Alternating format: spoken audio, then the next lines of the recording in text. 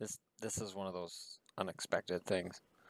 I hadn't intended to watch this movie, but I'll be dipped. It's Thursday night, and I ended up watching it. CNN just showed Holy Hell, and I'm watching the end of it, where they're talking about where everybody is now and what they're doing.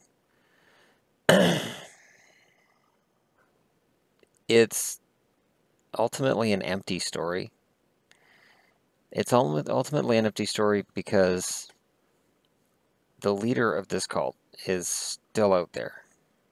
He is still sexually abusing people. He is still brainwashing people.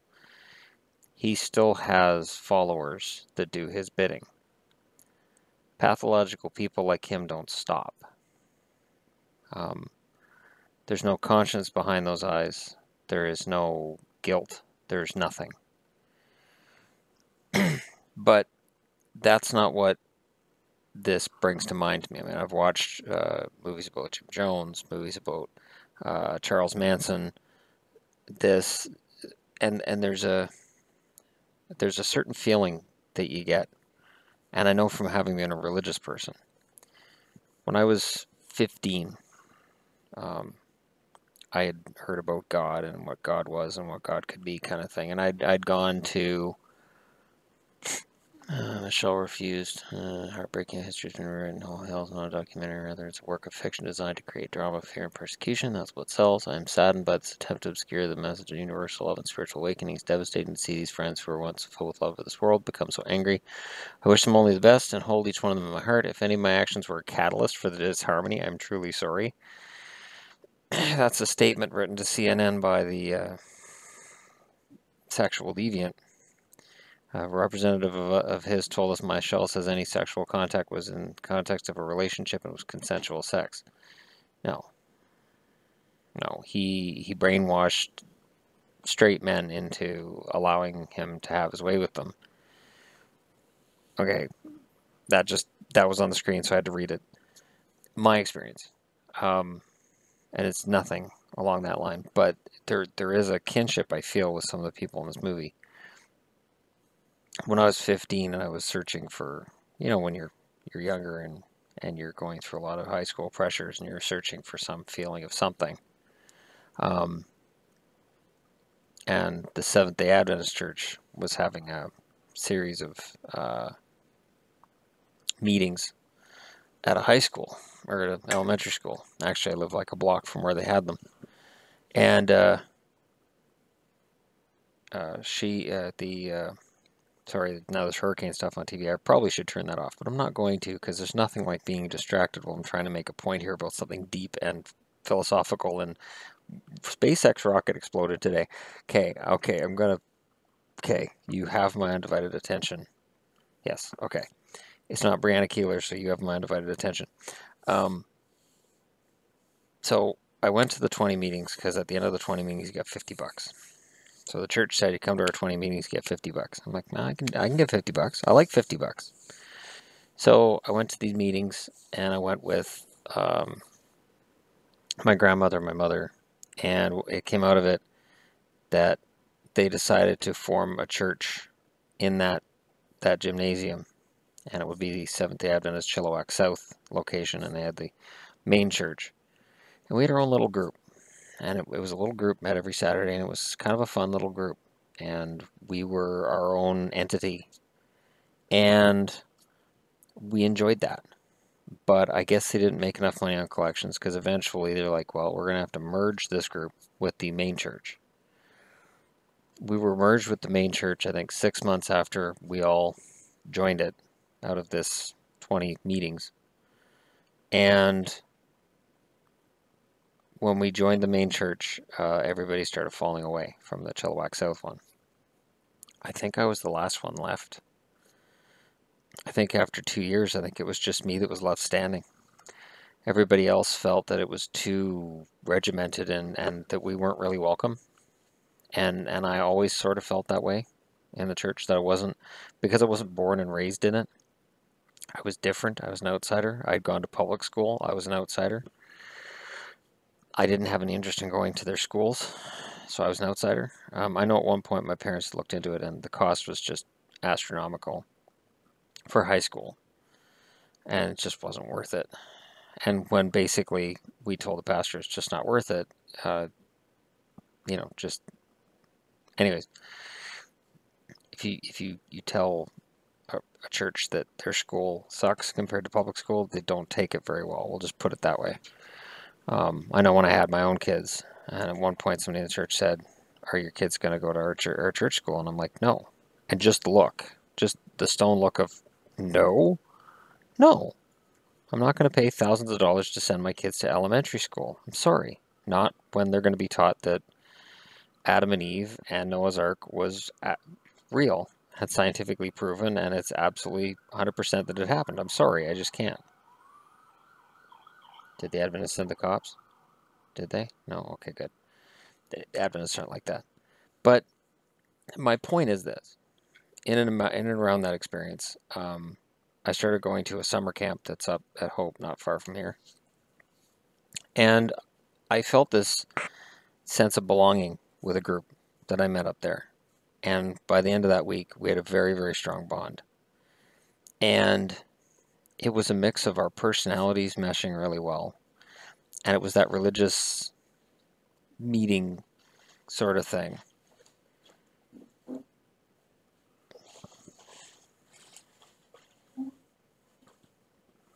All right, I gotta get a cat out of something before something bad happens.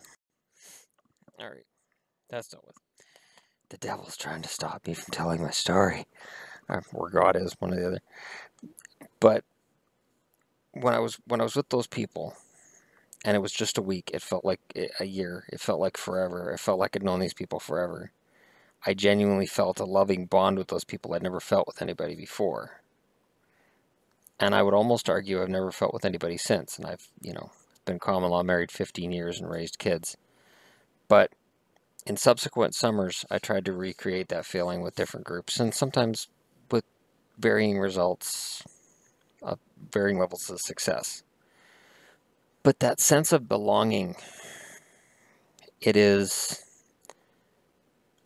something that humans need. I think it's funny because I'm using YouTube, which is now the community we have. We have this online community where people will come in, they'll watch my video, they'll listen to what I have to say, and then in the comments they'll either rip me a new one or they'll compliment or send a like or subscribe or whatever they're going to do. But it's all about building a community online. I look at different channels on YouTube and they're all different communities. But it's not the same. That personal connection isn't there. When I was watching this movie tonight, I thought, I'm not a religious person anymore. I came to that conclusion 2006. I went looking. I said, okay, I'm a religious person. Why? I asked myself that question, and I decided that to find my answer, there were certain things I couldn't do. I couldn't use the Bible to prove itself. I couldn't use religious sites to prove itself. I couldn't use emotion either. So I couldn't use a feeling to decide. So I went to any website you could find, and I did any research I could find. I did a lot of reading for months and months and months, and then I realized I don't think I can. And that was hard for me, and it hit my ex really hard, because part of what got us together and made our relationship work in the beginning was that we both had our Jesus belief, our God belief, even though our relationship had nothing to do with God. It was just, fooling around from day one and living together within a week, and it was just rush, rush, rush. And, we never even thought about getting married. I did. She didn't. That's a whole other headache. But, I do miss that community. I can honestly say, if you gave me an opportunity to sit with these people that I once sat with at camp and I had that feeling with, I wouldn't tell them. I would pray with them. I'd close my eyes. I'd do all the things you should do. If I sat with them again, I would go through and I would fake it for them.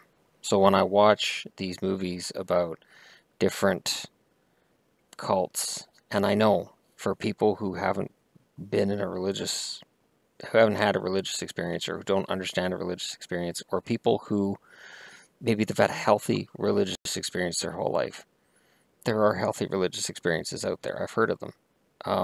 It can be really hard to watch this and go, well, why didn't they see it was bullshit? They don't know better.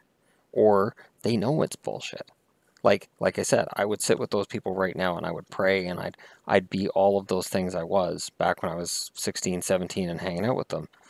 I wouldn't let them know I don't really believe this anymore, because that feeling of belonging is so strong.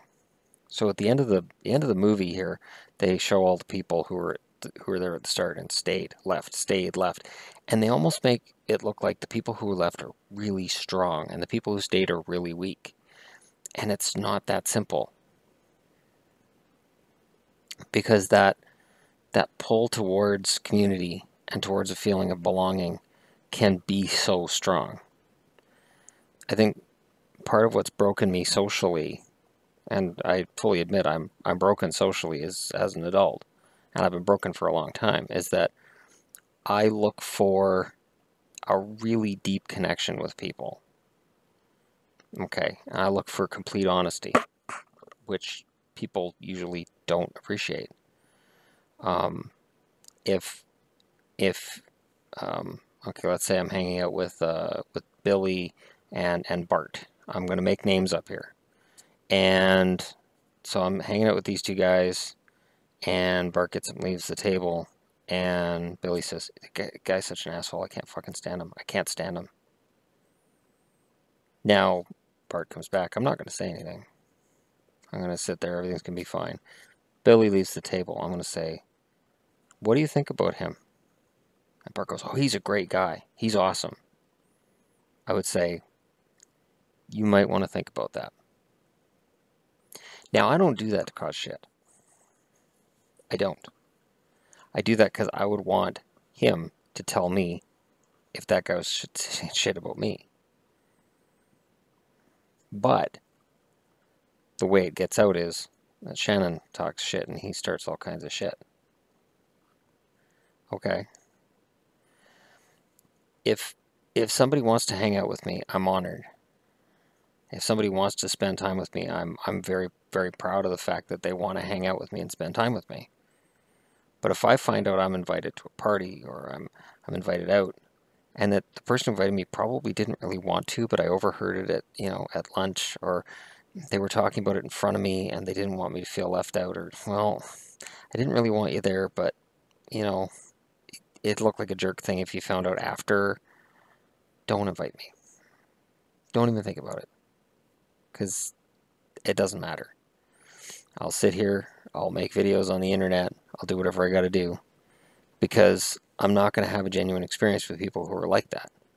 I know genuine experiences. And when you know genuine experiences, like these people do, the leader, psychopathic, crazed, sociopathic, insane, sexual deviant, who needs to be behind bars. And what makes me angry at the end of this movie is not only is he not behind bars, but it doesn't even look like anybody's tried. It doesn't look like anybody's even tried to put together any kind of a case against him or do anything about what's going on, knowing that he's still sexually abusing people. That's... Now, before anybody types anything in the comments who watched it tonight, I get it. Evidence is going to be nothing. It's all going to be hearsay. It's going to be, one guy, one opinion versus another. But when you've got so many different people who went through the same things, and, for instance, one guy said it was every Tuesday and Saturday, another one said it was every Monday, you can get through that schedule, and you can prove that schedule's there. You can prove those things happened. He says in his statement to CNN, any relationship that happened was consensual. He is so arrogant. All you have to do is get him on the stand. All you have to do. And it'll all unravel. But I digress. I understand why people stuck around. They stuck around for each other. Um, Certainly from the video footage they showed, everybody there was beautiful. The men, the women, they were all beautiful. So I would have been out. I wouldn't have been. I would have got to the front gate. It would have been, no, I don't really like you. Look, you can go. And whatever fucking Jacques Clouseau accent he's got going on there, I don't know what the hell he's got going on. But you know, in terms of the documentary I just watched, if I had to grade it out of 5, because that's my usual grading scale, I'd give it a 3. I think it's hard. It's hard to grade a documentary that's shot by and narrated by somebody who's in it. And I think that if somehow it had been done by a documentarian that wasn't involved, if somebody found a way to get footage from inside that compound that wasn't shot by one of the members, and I would certainly hope that in light of what was just seen on TV and the fact that this is a movie that did well at Sundance, I would certainly hope that somebody somewhere is trying to infiltrate what he's doing right now to expose it, because you know he needs to go to jail. At the very least, what he's doing needs to be broken up. But I understand why people do it. You know, I've watched the Charles Manson stuff, and I understand how that happens too. And you get sold one bill of goods, and you get switched out for something else. Religion does that. It's not just cults. Religion brings you in with this whole thing of love, love, love. It's all about love and faith. And then when you get in, there's a lot of rules. A lot of rules. The rules apparently have been shifted since I went to church. When I see all these religions accepting same-sex marriage, I don't have a problem with same-sex marriage. Religions do. So they come out and publicly say, oh no, we don't have a problem with it, it's fine, and love is love, and God accepts all kinds of love. That's not what I was taught in church. That's not what I was taught. And there were a few different churches I went to, a few different religions. I was never taught that, ever. You know, it was, this is not God's will. So if somebody's gay, you can basically pray it away. You basically, you know, it's a flaw, it's a choice, and you can pray it away. So while we watch these videos about cults, and we go, oh, that's just terrible. There's terrible in almost every church I've been in. You know, I would watch people in my church on Saturdays and watch the way they acted in church, and then I'd heard reports about how they acted the rest of the week when they weren't in church, and I'm thinking, man, do the people who they become when they leave at the end of the service even know what happens here? Are they aware of it? Are they acquainted with themselves? Or is it two different people? Are they sitting in this church lying to themselves? Or in their brains are they saying, I don't know how much longer I can live this double life? Or do they just not care? Is it that easy? Do they think, okay, well, I can do whatever I want during the week because God will just forgive me on the weekend, so it's fine. And I'm sure there are people that do that. Being a non-religious person, it is not easy. It's because I miss that feeling of belonging. I miss that sense of being a part of something bigger.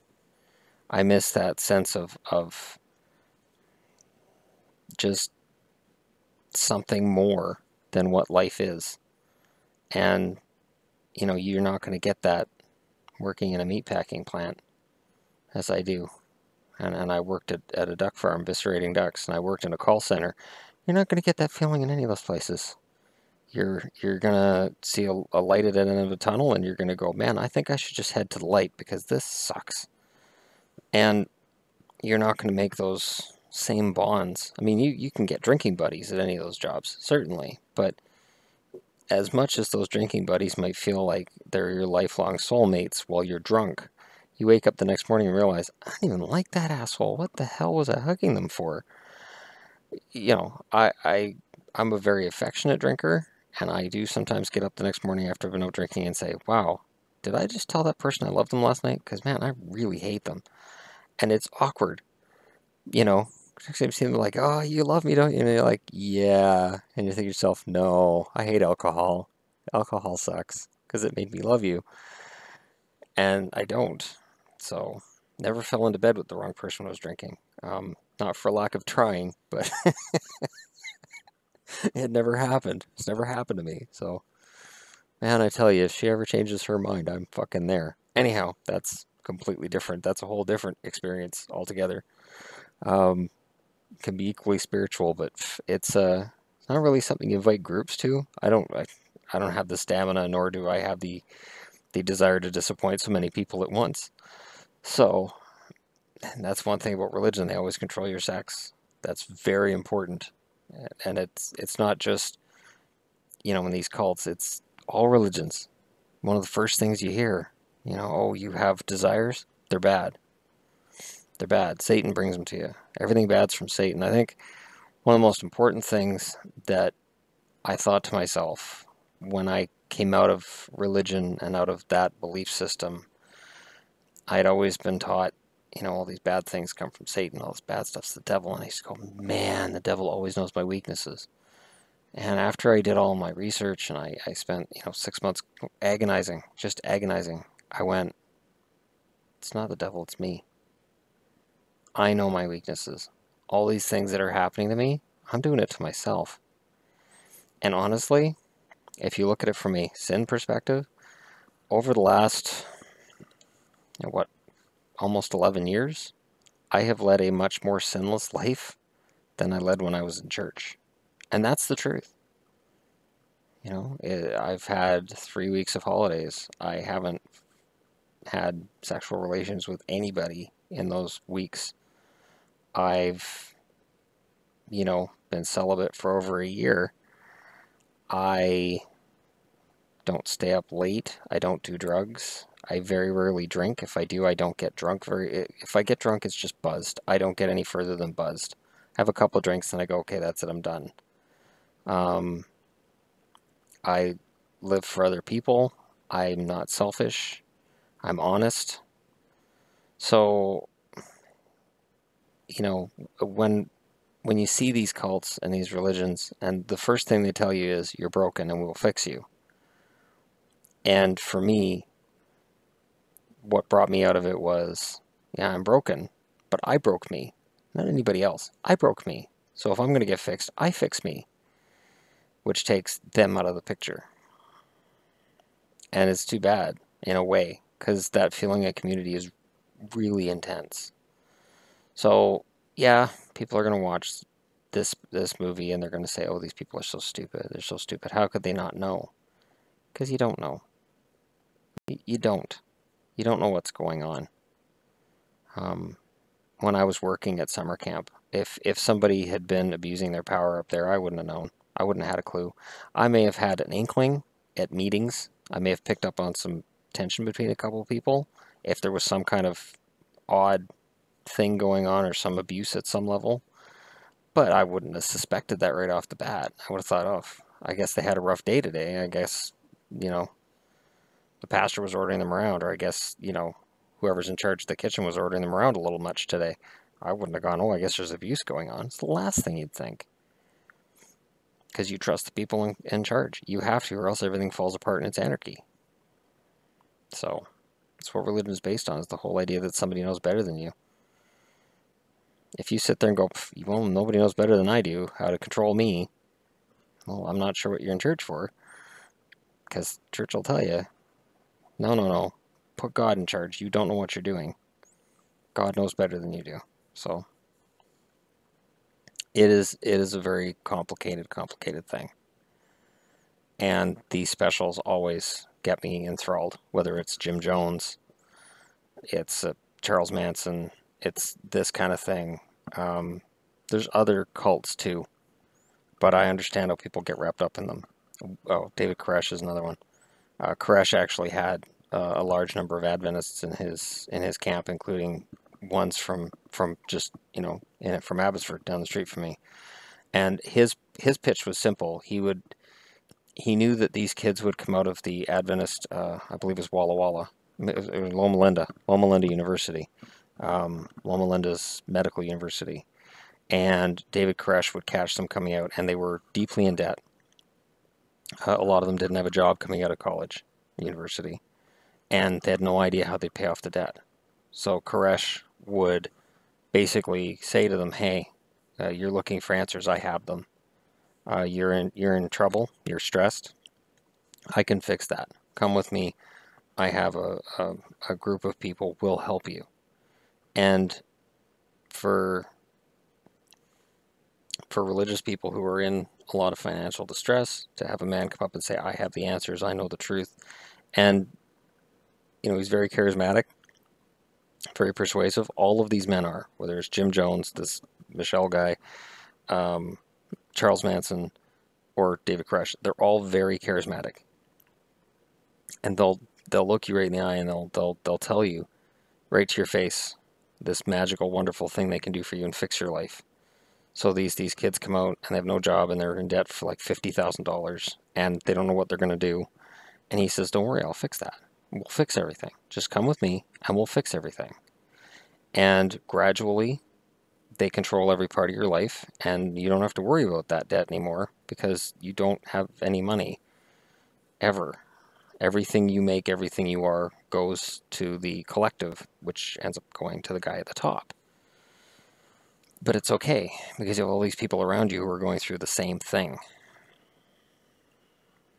And that's how these things start. So, I'm very, very wary of these groups, and I know they exist all over. I'm very wary of religion in general, for the most part. There's a lot of good things. I don't want to hear in the comments about all these good things. I know religion does a lot of good things, but it is used so many times to justify horrible, horrible things to people. And it's really easy to look at one religion and go, that religion's evil. These people are evil. It happens everywhere.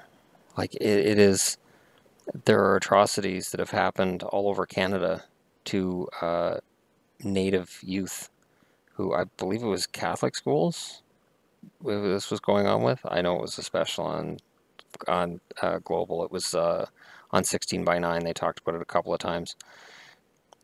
And it's always leaders, people you respect that you're supposed to listen to, that abuse that power. And it's abuse on top of abuse on top of abuse. And it all starts with that feeling of I belong.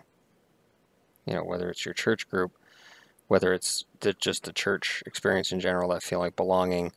I've had that feeling. I've had altar calls. Okay, when you're sitting in a pew and you have a pastor go and raise his arms and say, "If you feel the spirit of Jesus right now, stand, come down here before me, and you will be absolved of your sins." I did those, man. I went down. I was in tears. I fell to my knees. I saw things, like I physically felt a presence. Like I did all of that.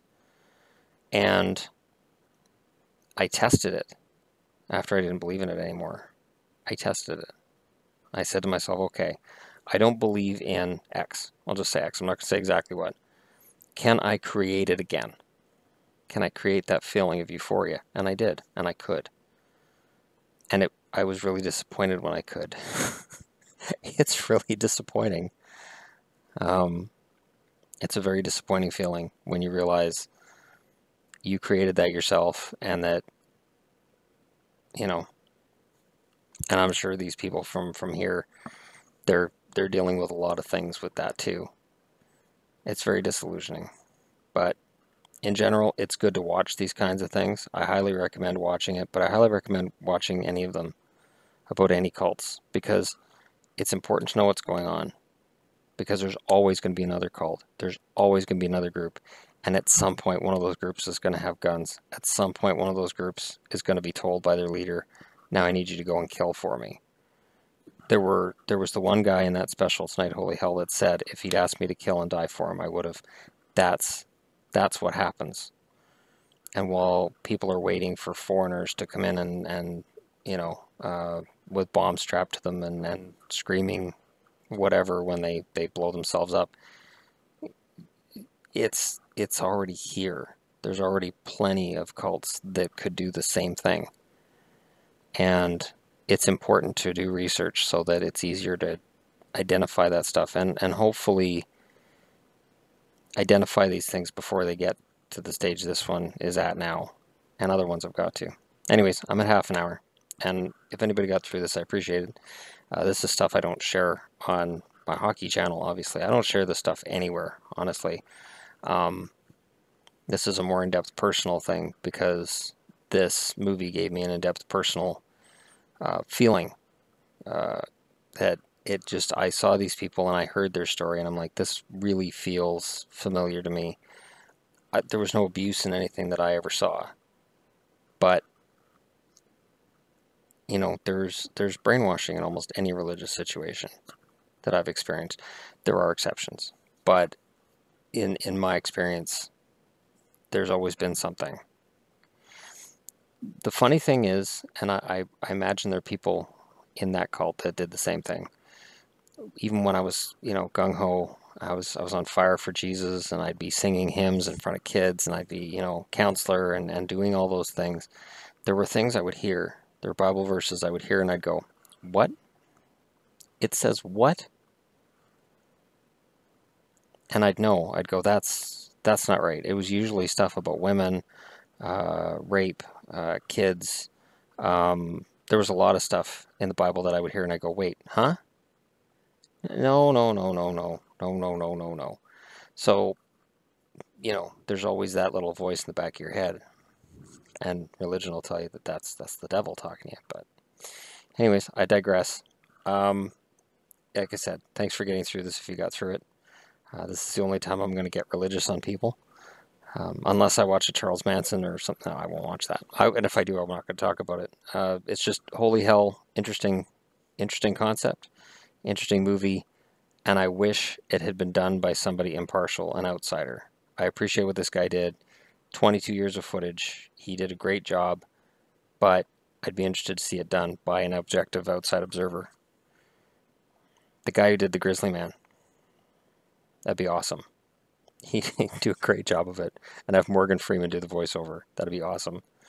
Anyways, thanks for watching, and I'll talk to y'all again tomorrow.